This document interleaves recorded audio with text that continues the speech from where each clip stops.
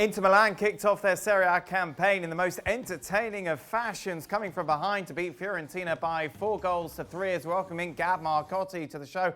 Gab, I think out of all the matches I saw today, and there are a lot of games, a lot of goals, a lot of drama, big argument to say this was the best of them all. Entirely possible, because look, it's not just the seesaw and Inter scoring twice in the final minutes. You saw some tremendous moments of skill out there. Some, although in this game, probably more from the Fiorentina end. I'm thinking of Franck Ribery's performance, Chiesa's performance, Ribery's pass for Chiesa's goal. Talk about rolling back the years. It had everything. I think it highlighted some of Inter's weaknesses, some of the stuff that Conte still needs to work on, especially defensively. But, you know, this is, by Serie A standards, an extremely deep squad. And when you can call on Alexis Sanchez and Achraf Hakimi and Nainggolan and Arturo Vidal and Sensi to come off the bench, eventually you outlast opponents. Of those players who did come off the bench, I thought Hakimi was by far the most impressive, Gab. Yeah, and in fact, there's a strong case to be made that he should have started the game. Yeah. Instead, you know, he opted to go for Ivan Perisic there. You can kind of see why. He doesn't want to give up on Perisic. He's got Kolarov playing in the left center back position behind him, although I don't know how long that's going to last. But I mean, there's no question. I mean, Achraf Hakimi was signed to be a starter, and so was Arturo Vidal, and you expect Vidal to work his way into the lineup as well, of course, but he just got there a few days ago. Gab, you mentioned it, but I feel we need to maybe spend more time on how good Ribery was.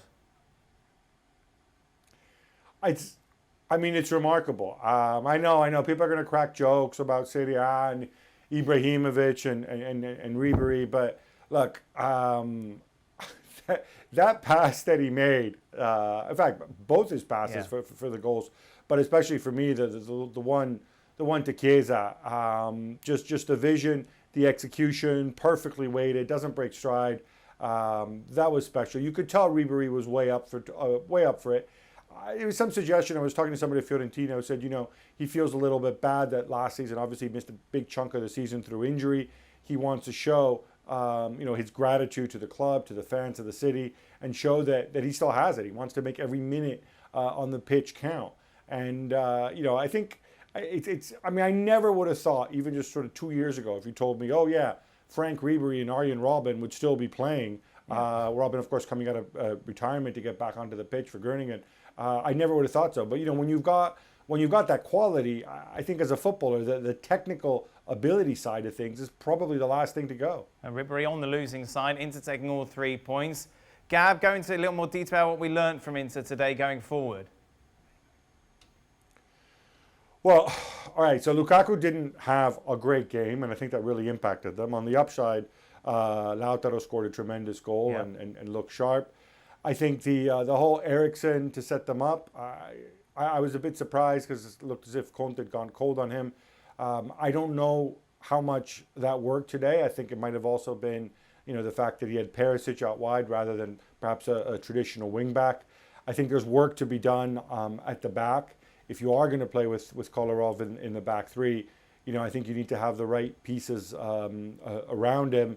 I don't know how that's going to work longer term. I don't know if his set pieces and his leadership are worth what you lose in terms of pace. It kind of forces you to defend deeper.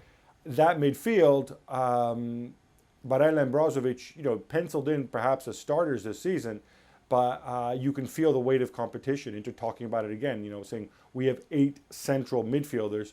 We have to move some guys on.